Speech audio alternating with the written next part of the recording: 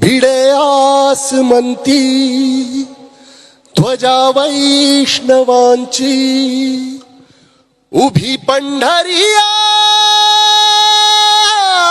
नादावली.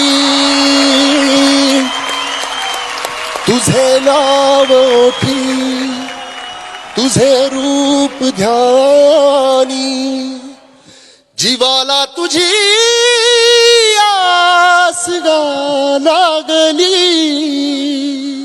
जरी बाप साऱ्या जगाचा परी तू, आम्हा लेकरांची विठू माऊली.